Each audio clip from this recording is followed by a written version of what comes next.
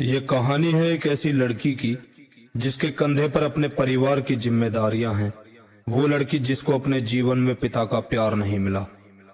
वो लड़की जिसके सपने खूबसूरत जिंदगी के थे, मगर जब वो एक लड़के का प्रपोजल ठुकरा देती है तो वो उसके चेहरे पर तेजाब डाल देता है, जिससे उसका पूरा चेहरा जल जाता है।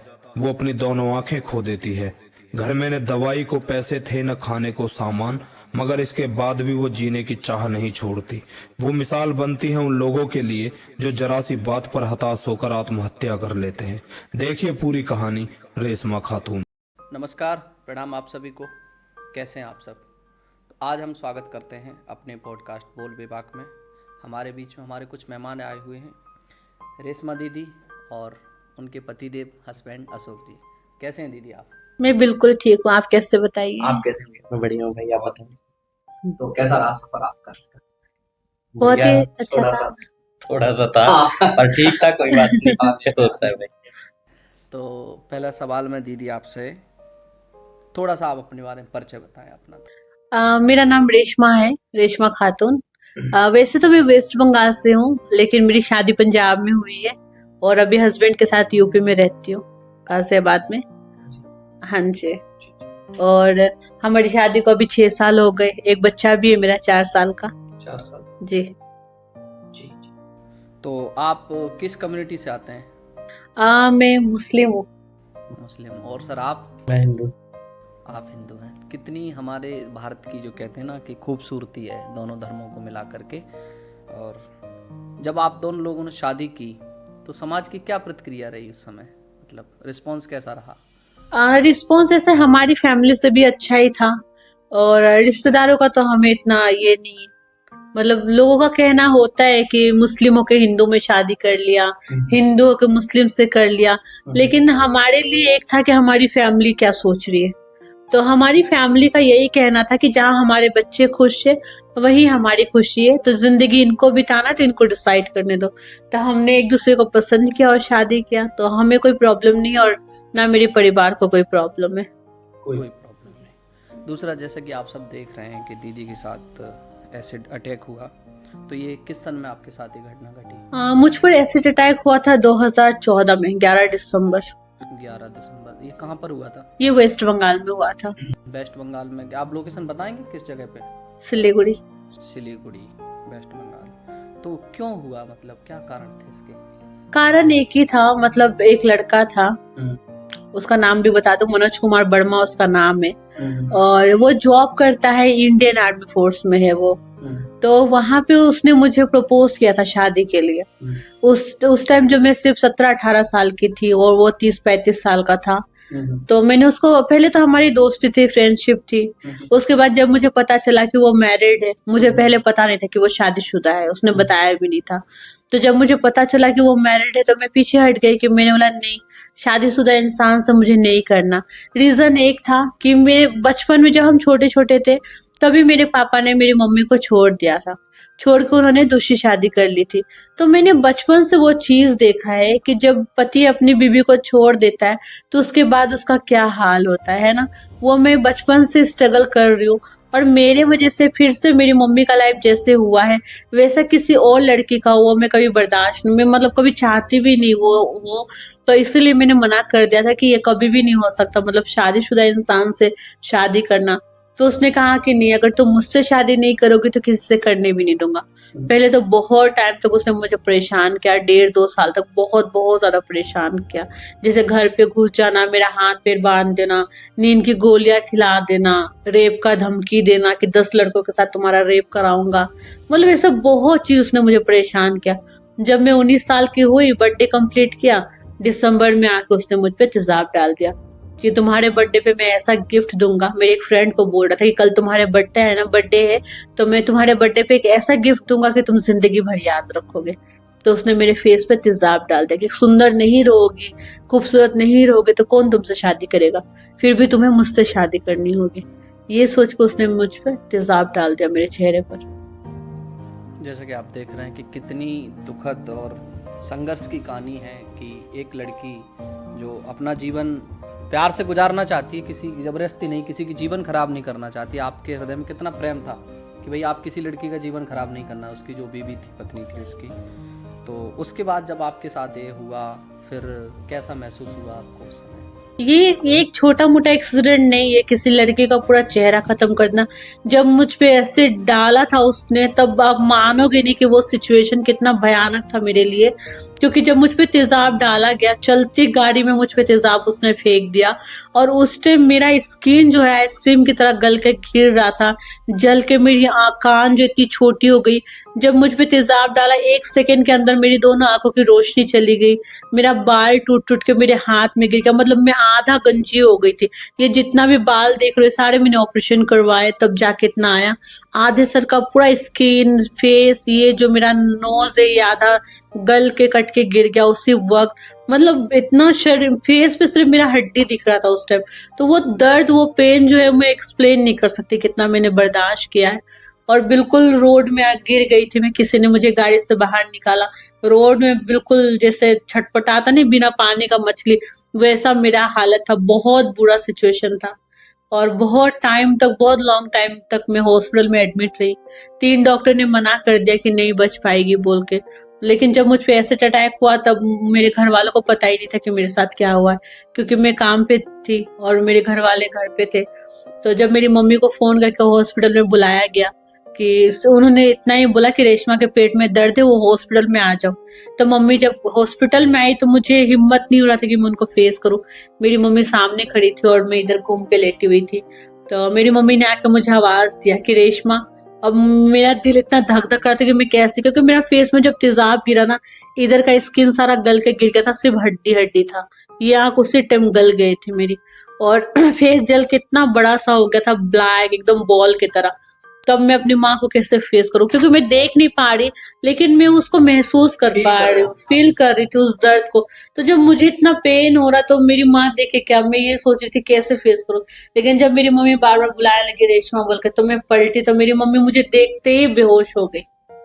मेरी मम्मी ने मुझे देखा, वो बेहोश हो गई। फिर थोड़ी देर बाद जब मेरी मम्मी को होश होश आया, तो मैं उनसे बात करी। बहुत रो रही थी, बहुत बुरी तरीके से, क्योंकि किसी माँ को अपने औलाद को ऐसे सिचुएशन में कैसे वो बर्दाश्त कर सकती है। तो मेरी मम्मी को मैंने इतना ही कहा कि मम्मी आप रो क्यों रहे हो, तो ये छोटा सा एक्सीडेंट है, 1-2 महीना में ठीक हो जाऊंगी, आप परेशान मत होइए। लेकिन मुझे पता नहीं था कि वो पूरी जिंदगी भर अब मुझे ऐसे ही रहना है, खुद को ऐसे ही फील करना है, और मैं कभी ठीक नहीं हो सकती। तो 2 साल तक मैं टोटली ब्लाइंड थी, कुछ भी नहीं देख पाई थी, बिल्कुल ब्लैक, बिल्कुल एकदम रोशनी चली गई थी मेरी आंखों में। लेकिन मेरी मम्मी ने कभी साथ नहीं छोड़ा मेरा। आज उनके वजह से मैं यहाँ पर हूँ। बहुत ज्यादा स्ट्रगल हुई है। फैमिली का फुल सपोर्ट रहा उसमें? हाँ, फैमिली बोले तो कौन था, सिर्फ मेरी माँ थी मेरे साथ में। पापा ने तो बचपन में छोड़ दिया था मरने के लिए। भाई वगैरह? 2 बहन है, 1 भाई है। हम 3 बहन 1 भाई है। भाई बहुत छोटा था उस टाइम। दोनों बहनें की शादी हो गई थी। मझली वाली वहाँ सूरत में थी, और दूसरी वाली जो बड़ी वाली बहन है वो बंगाल में थी। लेकिन अब उनकी शादी हो गया, तो ससुराल वालों का परमिशन नहीं था कि वो आए, क्योंकि इतना बड़ा एक्सीडेंट हुआ, तो कोई नहीं चाहता कि इसमें वो आए, तो इसलिए वो आ नहीं पाए थे। तो साथ देने के लिए सिर्फ मेरी मम्मी थी मेरे साथ, और कोई भी नहीं था। देखो, माँ का हृदय तो एक ऐसा होता है कि दुनिया साथ छोड़ दे, पर माँ कभी हाथ नहीं छोड़ती, नहीं छोड़ सकती। 2 साल हॉस्पिटल में रहने के बाद जब मैं घर आई थी, तो रिश्तेदारों का, आस पड़ोसियों का यही कहना था कि ओह बेचारी को ऐसे क्यों कर दिया। अगर इससे शादी करनी थी, शादी नहीं किया इसने, तो रेप करके छोड़ देता, एक हाथ पैर काट के छोड़ देता, इसका चेहरा क्यों ऐसा कर दिया। मतलब लोगों को कितनी घटिया सोच हो सकती है। आप ये देखो कि लड़की का रेप करके छोड़ देता, ऐसा क्यों किया। एक हाथ पैर काट देता, ऐसा क्यों किया। मेरी माँ को कहते थे कि जहर दे के मार दे इसको, अब इसको जिंदा रह के क्या फायदा, ऐसे कहते। लेकिन मेरी मम्मी, माँ अपनी औलाद को कभी कूड़े में नहीं फेंक सकती। कितनी भी शक्ल कैसी भी हो जाए, कुछ भी हो जाए। फिर आप जब हॉस्पिटल से, आपने जब पहली बार अपना चेहरा देखा होगा शीशे के सामने, इन सब चीज़ के बाद, क्योंकि आप बता रहे हैं कि आप 2 साल तक आपने कुछ नहीं देखा, तो कैसा फील हुआ अंदर से? देखिए 2 साल तक तो पहले हम बहुत हॉस्पिटल बैठ के कहाँ मेरा आँख ठीक हो जाए, मेरी मम्मी लेके गई, लेकिन कहीं भी ये नहीं हुआ। सभी डॉक्टर यही कह रहे थे कि अब ये देख नहीं पाएगी। लेकिन मेरी मम्मी हार मानने को तैयार नहीं थी कि मुझे अपना आँख भी निकाल के देना पड़ा तो मैं दूंगी, लेकिन मेरी बेटी जिंदगी भर ऐसी नहीं रहेगी। क्योंकि मेरी उम्र उस टाइम बहुत कम थी, 19 साल की थी मैं सिर्फ, जब मुझ पे ये हादसा हुआ। तो मेरी मम्मी ने कहा पूरी जिंदगी है मेरी बच्ची के सामने, मैं इसको नहीं दे। तो मेरे ऑपरेशन के चक्कर में मेरा घर बिक गया, मेरे घर का एक एक सामान, आप मानोगे नहीं, हमारे सिचुएशन ऐसा भी आया कि 2-2 दिन तक हम खाना तक हमारे नसीब नहीं हुआ। ऑपरेशन में मेरा इतना खर्च हुआ, इतना खर्च हुआ कि घर का सिलेंडर तक हमें बेचना पड़ा, अपना घर बेच के हमें रेंट का घर में आना पड़ा। उस टाइम ऐसा सिचुएशन आ गया था कि हम रेंट भी नहीं पे कर पा रहे थे, इतना बुरा हाल था। लेकिन मेरी मम्मी ने कभी हार नहीं माना। एक एनजीओ के थ्रू फिर हमें पता चला कि साउथ में एक हॉस्पिटल है, शंकर नेत्रालय बोल के, सबसे बेस्ट हॉस्पिटल। मैं तो उस हॉस्पिटल को बिल्कुल मंदिर टाइप मानती हूँ, क्योंकि उन्होंने जो जिंदगी मुझे बख्शी है वो शायद ही कोई डॉक्टर दे सकता था। वहां मैं पहुंची, 1.5 साल तक मेरा वहां पे ऑपरेशन वगैरह हुआ। ये भी बहुत, अगर आप लोग ये जानेंगे कैसा कैसा तो आप सोचोगे। पहला स्टेप जो उन्होंने किया था, जब मैं वहां पहुंची तो मुझे उम्मीद नहीं था कि मैं यहाँ भी, मुझे लगा था कि ना कर देंगे, लेकिन उन्होंने कहा कि बेटा मैं तुम्हें पहले की तरह तो नहीं कर सकती, लेकिन हाँ तुम्हें इस लायक जरूर बना देंगे कि तुम अपना काम खुद से कर पाओ, अपना सारा काम खुद से कर पाओ, चल फिर पाओ, ऐसा बनाएंगे। तो उन्होंने जब स्टार्ट किया तो मेरे मुंह के अंदर जो गाल होते ना, उसके अंदर का स्किन निकाल के उन्होंने पहले मेरे आंखों में लगाया। उसके बाद यहाँ के जो दांत होता है उसका नीचे की हड्डी निकाल के यहाँ जो दांत है उसके ऊपर लगाया। 3 महीने के लिए छोड़ दिया उन्होंने। फिर 3 महीने के बाद वो दांत, वो हड्डी, मसूरा पूरा यहाँ से काट के निकाला उन्होंने और यहाँ पे मेरे गालों में लगाया 3 मंथ के लिए। तो यहाँ भी एक कट देख रहे होंगे, यहाँ पे उन्होंने लगा दिया। 3 मंथ तक यहाँ ब्लड सप्लाई हुआ। फिर यहाँ से निकाल कर उन्होंने मेरी आंख में लगाया। तो जो ये ब्लैक ब्लैक देख रहे ना, ये कांच का लगा हुआ है आर्टिफिशियल मेरे आंख में, और इसके पीछे मेरे दांत लगे हुए मुंह के अंदर का। तो उसके बाद मेरी रोशनी आई 2 साल के बाद। और जब मैंने खुद को, उस टाइम तो मैं देख नहीं पाई, लेकिन अभी भी मिरर में खुद को देख नहीं सकती, लेकिन फोन में मैंने खुद को फोटो खींच के देख लिया था। और वो दिन बहुत बहुत भयानक था मेरे लिए। मतलब जब मैं नॉर्मल थी तो कैसी थी, और एक्सीडेंट के बाद देखिए, ऐसे चेहरे के साथ किसी भी लड़के को जीना बहुत मुश्किल है। अगर आमतौर पे बात करूं तो पहले अगर फेस पे कभी एक पिंपल भी आ जाता तो डर जाते थे, थोड़ा सा दाग भी हो जाता तो बहुत ज्यादा डर जाते, क्या करे कि ये दाग चला जाए। लेकिन फिर खुद को जब इतना भयानक रूप में देखा मैंने, तो वो एक दिन था और आज का है। उसके बाद बहुत कम रोई मैं, बहुत बुरा हाल था मेरा। तो यहाँ से आपको जीने की चाह कैसे लगी कि भाई? स्टार्टिंग में तो जब खुद को फेस किया तो मैंने सोचा कि नहीं, मैं नहीं जी सकती ऐसे चेहरे के साथ। 2 बार मैं सुसाइड करने के लिए गई, फांसी लगाने के लिए घर में गई। लेकिन जब मैं, अब ऊपर वाले का एक इशारा ही समझिए, जब मैं फांसी लगाने के लिए से जा ही रही थी तब मुझे अचानक से ये हुआ फील कि मुझे अब मैं क्यों मरने जा रही हूँ। मुझे तो उस टाइम मर जाना चाहिए था जब मुझ पे एसिड अटैक हुआ, लेकिन मेरे वजह से मेरी मम्मी ने घर बेचा, सामान बेचा, हर एक चीज बेचा। अब वो रोड में आ गई है, उनके पास अब इनकम का कोई सोर्स नहीं है। 2-2 दिन तक मेरे लिए वो भूखी रह रही है। तो मुझे उस टाइम अगर मैं मर जाती तो ये सब बच जाता, मेरा घर बच जाता, मेरा सामान बच जाता। लेकिन अब जब सब चला ही गया तो अब मैं क्यों मर रही हूँ। अगर मैं मर गई तो वो इंसान तो जीत जाएगा। अब मैं, वो इंसान अगर जीत गया और मैं मर गई तो मेरी सबसे ज्यादा सजा किसको मिलेगा? मेरी माँ को मिलेगी। उनकी क्या गलती है? उन्होंने तो मेरे लिए इतना स्ट्रगल किया। मैं खुद सोच रही थी, तो मैंने सोचा कि नहीं, ये गलत डिसीजन है। मैं जिंदा रह के उसको ये सब करके दिखाऊंगी जो वो नहीं चाहता था। वो चाहता नहीं था ना कि मैं किसी से शादी करूंगी, मैं करूंगी ऐसे हाल में करूंगी।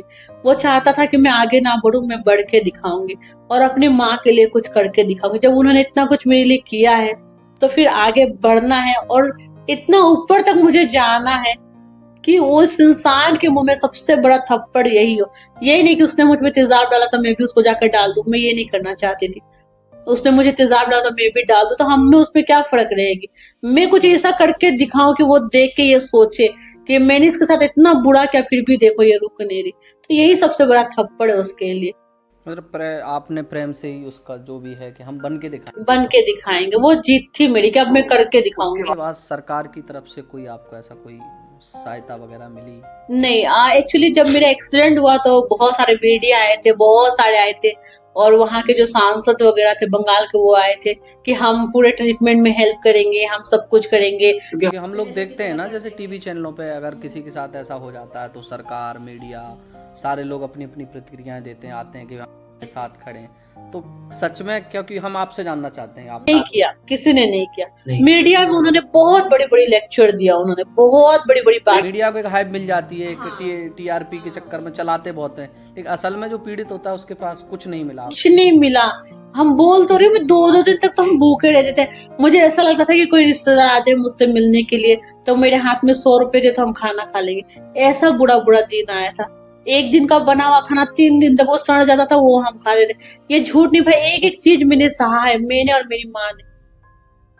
वो सब क्या ही कह सकते हैं, निशब्द हैं ऐसी। आपने जो कहानी सुना, मतलब आपने जो बताई आपके साथ, जो किसी ने कोई हेल्प नहीं करा था। बस गवर्नमेंट की तरफ से मुझे मेरे एक्सीडेंट के 1.5-2 साल के बाद मुझे 3 लाख रुपए मिले थे।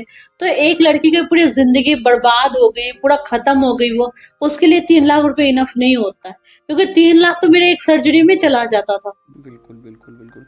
उससे पहले जैसे आपने कहा कि आपके साथ ये दिसंबर 2014 में जो घटना घटी, उससे पहले एक स्कूल लाइफ होती है, तो आप क्या बनना चाहते थे स्कूल के बाद?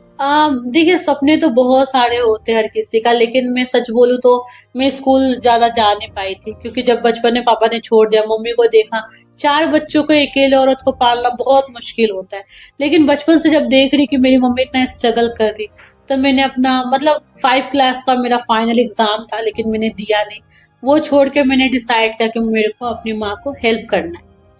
तो उस टाइम मैं होंगी 13-14 साल की थी बस। तब से मैंने काम करना शुरू कर दिया था। पहले मैंने सेल्स गर्ल का काम किया, फिर मैंने कॉस्मेटिक शॉप में काम किया।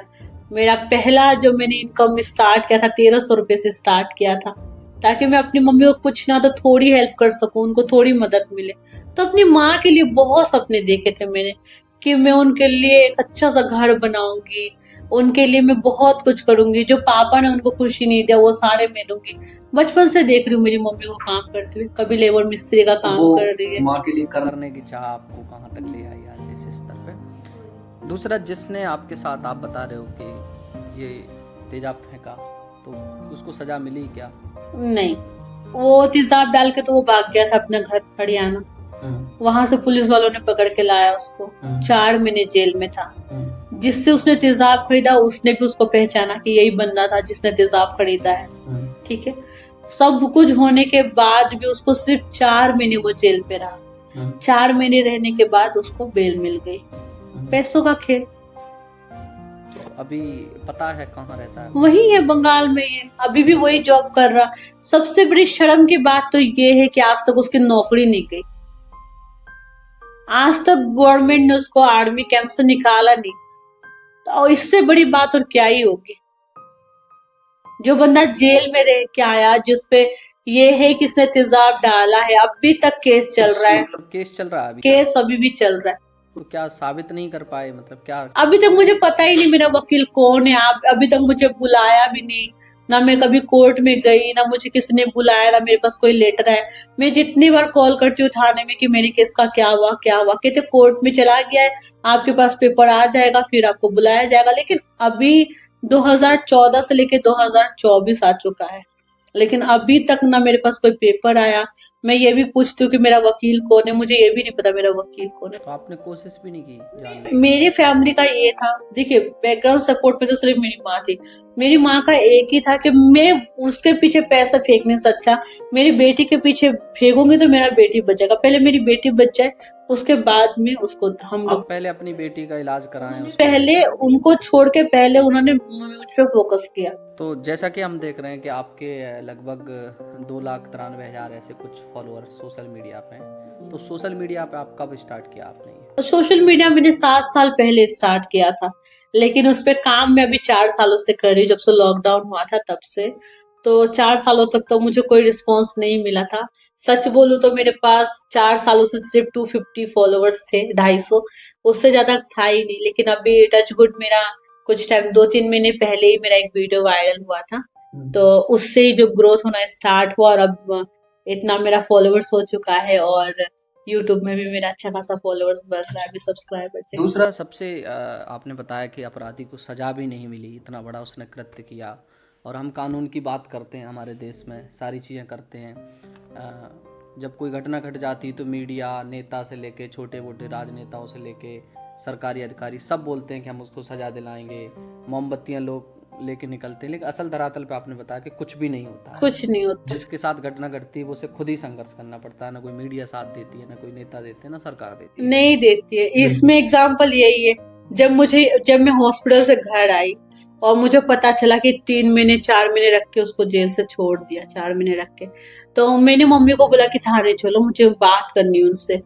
तो उस टाइम तो मैं डरती थी फेस दिखाने से। स्टार्टिंग में जब हुआ था, बोरखा पहन के, चश्मा काला पहन के रहती थी। तो वहां जब मैं थाने पहुंची और मैंने पुलिस वाले को ये सवाल किया कि सर उसको आपने 4 महीने में कैसे बेल दे दिया, मेरी पूरी जिंदगी उसने खराब कर दी। तो मुझे पुलिस वाला कह रहा कि मैडम 4 महीने 120 दिन वो जेल पे था, इतना सजा उसने काट लिया, बहुत है। तो मुझे बहुत ज्यादा गुस्सा आया। मैंने बोरखा हटाया, मैंने चश्मा हटाया, मैंने बोला कि मेरी अभी तो फिर भी मेरी देखने के लायक हूं मैं। उस टाइम तो बिल्कुल बड़ा सा फेस हो गया था जल के मेरा, और जख्म ऐसे फूल रहे थे जेली की तरह पूरे शरीर में, लाल लाल ब्लड टपकते थे मुझसे इतना, क्योंकि ये था ही नहीं। अभी जितना स्किन देख रहे मेरे फेस पे, ये सारा मेरे पैरों के थाई से काट के लगाया गया है, मेरे फेस पे, गले पे, चेस्ट पे, हाथों पे। तो आप ये सोचो, मैंने उनको पूरा ओपन करके दिखाया, मैं सर मेरी इतनी बुरी उससे जिंदगी खराब की, इसका सजा सिर्फ 4 महीने। दूसरा, जैसे आपने बताया कि आप सोशल मीडिया पे आए, हमारे साथ अशोक जी भी हैं आपके हस्बैंड, तो सर आपने इनसे कैसे मुलाकात हुई इनकी? फेसबुक से ही देखा था मैंने इनको पहली बार, फर्स्ट टाइम। तो जब से ही बस दिल ने बोला तो मैंने फ्रेंड रिक्वेस्ट भेजी इनको, एक्सेप्ट कर ली। फिर धीरे धीरे बात होने लगी। ये तब बैंगलोर में थे, वहाँ पे मोबिलिटी की ट्रेनिंग ले रहे थे। तो उन्होंने बोला तू फेस एक बार देख ले आके, पहले वीडियो कॉल पे ही बात हुई। इसने बोला नहीं ऐसे नहीं, एक बार सामने आके देख ले, क्योंकि मैं जैसी हूँ कोई एक्सेप्ट नहीं करेगा, तुम्हें भी बाद में लगेगा कि मैंने गलती कर दी। वो चीज़ मैं नहीं चाहती, पहले मेरे साथ बहुत हो चुका है। तो मैं फर्स्ट टाइम पंजाब से सीधा बैंगलोर के लिए निकला था।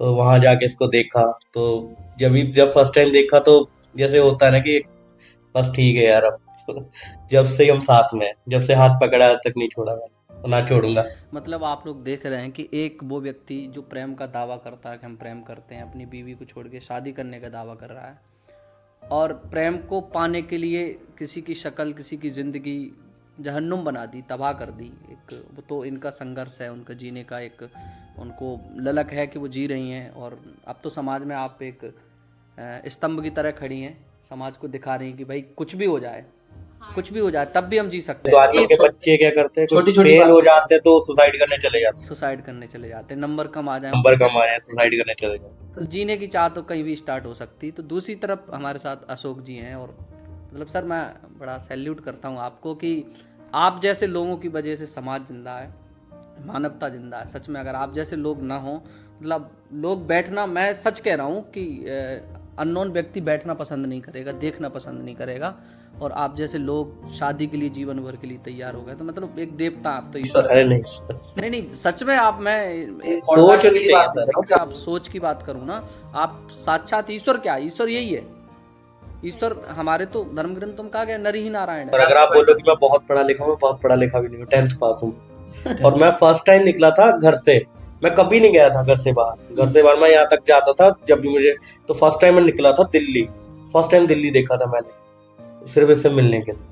नहीं, लोग कहते हैं ना कि प्यार प्यार, अगर सच में प्रेम होता, प्रेम इसको कहते हैं कि आप पहली बार घर से नहीं निकले, 10वीं में आपने कहा 10वीं तक पढ़ाई की, पंजाब से सीधा बैंगलोर जॉब भी की मैंने वहाँ, फिर इसके साथ थी IT कंपनी में जॉब की हमने। मैं कॉल सेंटर में जॉब करती थी उस टाइम। फिर जब हमने फिर सोचा कि शादी नहीं हुई तो ऐसे अच्छा ही लगता साथ रह रहे हैं, क्योंकि घर वाले भी फोन करते थे। तो इसने बोला कि तू मेरे घर वालों के पास चल। फिर हम वहाँ गए, 1 हफ्ता में वहाँ रुका, तो मैं इसको अपने घर लेके गया। तो आप जब अपने घर ले गए तो आपके घर वालों की क्या प्रतिक्रिया? नॉर्मल था सर, कुछ नहीं था। स्वीकार किया? बहुत अच्छे तरीके से। मेरा इन्होंने जब मुझे वीडियो कॉल पे पहली बार देखा, जब इन्होंने मुझे प्रपोज किया, मैंने बोला कि जैसा तुम सोचो फोटो में और होता है ना, और रियल में कुछ और है, तो तुम एक बार वीडियो कॉल पे देखो। तो वीडियो कॉल पे ये आए तो मैं चश्मा हटा के बैठ गई, मैंने कहा ये है रियल। तो बोला क्या हो गया, अच्छे तो हो, तुम्हारा कोई सींग है, तुम्हारा कोई पूछ है। ये एक्सीडेंट तो किसी के साथ भी हो सकता है, मेरे साथ होता था क्या मैं जीना छोड़ देता, या तुम मुझे नहीं अपनाते, तो कोई नहीं तुम ठीक हो बोल के।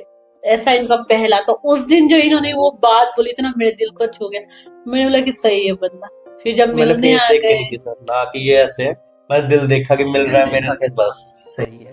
नहीं, दूसरा जैसे एक रेप पीड़िता के ऊपर एक फिल्म भी बनी है जिसमें दीपिका पादुकोण ने अभिनय किया है। तो एक तो होता है कि भाई कोई फेम है बहुत बड़ा, चलो आपके साथ कोई घटना घट गई, फेम मिल गया आपको, तो फेम को लो। आपके पास तो कोई फेम भी नहीं था उस समय, आज तो चलो आप साथ में हो, बच्चे हैं, अब थोड़ा बहुत लोग जानना स्टार्ट किए हैं। तो एक फैम देख के तो ये हो जाता ना कि चलो कि सामने वाले का फैन है, हमारा भी लोग, हमें भी समाज मीडिया हाइप देगी। वो चीज़ आपने तो ऐसा कुछ सोचा भी नहीं था कि ऐसा होगा। उस टाइम तो मैं सोशल मीडिया में भी नहीं थी इतना नहीं ज्यादा, नहीं कोई मुझे जानते भी नहीं थे। तो आप जब इन्होंने पहली बार आपसे इनकी बातचीत हुई तो कैसा फील हुआ, मतलब एक स्टार्टिंग में तो मैं बिलीव नहीं कर रही थी, सच बोलूं तो, क्योंकि एक मर्द ने ऐसा किया। दूसरे से पहले पापा को देखा मैंने ऐसे, फिर उसके बाद मेरे साथ ऐसे हुआ, तो एक होता ना, हो जाता दिल में अजीब। ट्रस्ट नहीं होता था मुझे आदमियों पे, बिल्कुल भी नहीं होता था। मर्द जात से जितना दूर रहो इतना अच्छा, ऐसा मैं सोचती थी। लेकिन जब पहली बार इनसे बात हुई मेरी, इनकी बात करने का तरीका, इनका बिहेवियर, तो मुझे लगा नहीं, मैं सच बोलूं तो मुझे फिर से प्यार करना इन्होंने सिखाया है। मतलब फिर से कैसे प्यार किया जाता है इन्होंने मुझे सिखाया। तो इनसे मिलने के बाद मेरी सोच और बदली, और आज मैं हूँ। इनको बहुत कुछ सुनना पड़ा, अभी भी सुनना पड़ता है। जब कोई वीडियो मेरी वायरल होती है तो कमेंट आप देखना कि इसको तो पक्का 50 लाख तक तो दहेज मिला ही होगा। फिर कमेंट करते फ्यूचर के लिए तो कुछ भी। फिर कहते कि मतलब बहुत बुरा बुरा इनको टोल करते लोग, बहुत बोलते कि मर्सिडीज मिला होगा, लड़की बहुत पैसे वाली होगी, बहुत दहेज मिला होगा, फ्यूचर बहुत ब्राइट हो गया इसका। लेकिन इन्होंने उस टाइम मेरा हाथ थामा था जब मैं सिर्फ 8,000 की नौकरी कर रही थी कॉल सेंटर में, और हॉस्टल में रहती थी मैं, और ना मेरे पास 100 फॉलोवर्स थे, ना कुछ भी नहीं। तब इन्होंने मेरा हाथ थामा था। लेकिन लोगों की जो सोच है ना अपनी मूवी बनाने की, वो उनको चेंज करने की जरूरत है ना। क्योंकि हर इंसान एक जैसा नहीं होता, हर इंसान को पैसे से कोई लेना देना, इनको कोई मतलब नहीं मैं कितनी नौकरी, मैं जो नौकरी कर रही हूँ, कितना मेरा इनकम आ रहा, मैं कहाँ खर्च कर रही हूँ, इनको कोई लेना देना नहीं। ये क्या कमा रहे, उससे घर चला रहे, उनको उससे। ये कभी ये भी सवाल नहीं करते कि तुमने इतना पैसा कहाँ खर्च किया, या तुम्हारी कितनी सैलरी, कभी सवाल जवाब नहीं करते। इनको कोई लेना देना नहीं है, वो तुम्हारी लाइफ है, तुम जो मर्जी करो, सब